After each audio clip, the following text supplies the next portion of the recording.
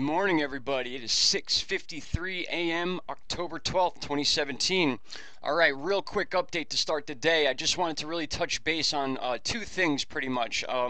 Obviously, we do have Ophelia here, still not a threat to the U.S., but we have had some information come in that this may be the first hurricane to make landfall in the UK since the 60s, I think it was.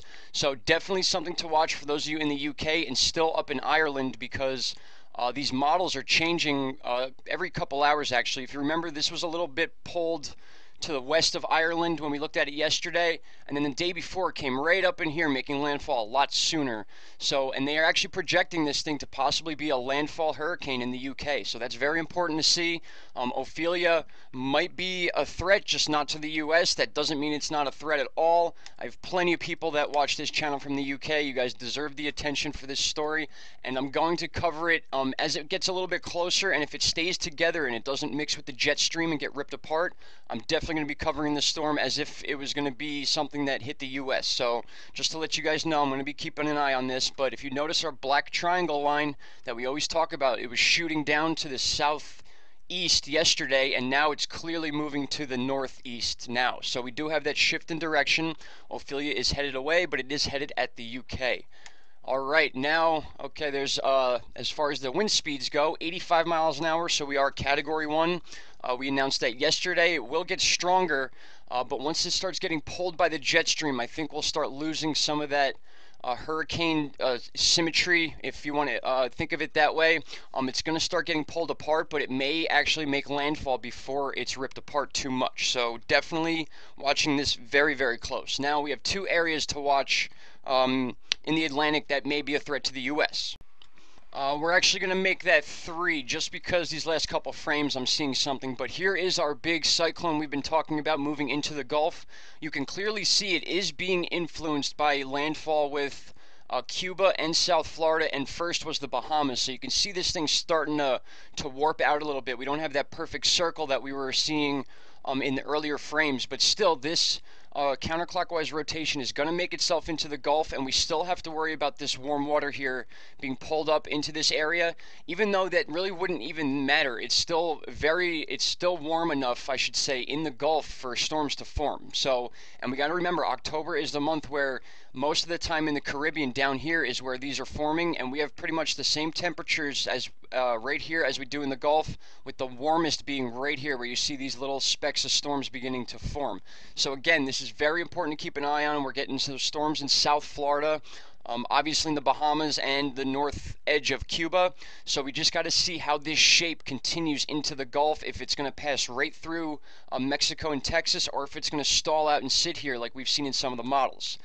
All right, now with the other two areas of concern, here is clearly one down here in the bottom right to the far west of the Lesser Antilles and Leeward Islands. Now, I was watching this, I believe yesterday, and it looked like it was in a western path all the way towards South America, and now it looks like it's stalling out a little bit. You can see some of these west side storms that are attached to this thing still moving in a west direction, but this thing's really bubbling up, and I want to show you, actually, yeah, we'll look at the mimic chart first anyway. So here's Ophelia spinning around there. You can kind of see right here, guys, this is gaining that forward roll and spin. We do see this often. It doesn't mean it's going to become a definite hurricane.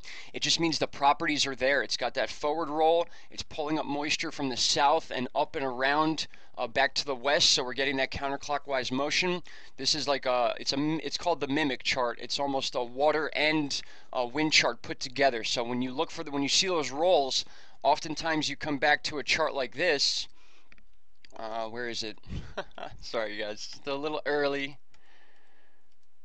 There we go. This one right here. So you see that little forward roll in the mimic chart, and oftentimes you'll come here and you'll see these deep reds and these big storms exploding. And when you start getting storms this big, if you see my mouse, this one and even this one too, that's why this is my third area to watch. This is dropping down pretty quick. I don't know if it'll get pulled into this system and just aid in this one forming, or if we're looking at two separate, or if we're looking at none at all. We just don't know yet, but those signs are there. For those of you that follow this stuff, you want to keep an eye on this throughout today. Again, I know we haven't been getting our disturbances labeled like we expected with this one. They have their reasons, but I would say watch this too. This may be something that is noticed today. We could get a 20% or 30% on it. I just don't know. But anyway, guys, I got to get to work, unfortunately, but I am feeling a lot better. We're going to have a full update this afternoon. And, guys, these wildfires are out of control. There's up to 22, 23 separate fires now. 170,000 acres have been burnt, and that's right now without basically any containment. So we're going to get a lot more than that. 23 people confirmed dead. There's many, many missing. I believe over 500 people are unaccounted for right now. 21 to 25,000 without power. Again, I said 22 to 23 separate fires. And guys, these Santa Ana winds are producing 80-mile-an-hour wind gusts. We've talked about this. That is hurricane force winds coming from the Santa Ana winds blowing out into the ocean. So these fires are getting fanned. They have nothing but dry vegetation to swallow up, and then just these crazy winds to push them. It's just devastating, guys. Who knows how bad this is going to get? So we're going to keep an eye on this, and I'm still sticking with my reasoning behind this fire, guys. I'm almost convinced that this was a meteorite strike. It could have been one meteor that broke up into pieces and hit all different spots. It could have been a couple. I'm going to make another video on this with a little more detailed information, but these are your fires right here so far, and there may be more that they're just not reporting yet, that they can't find.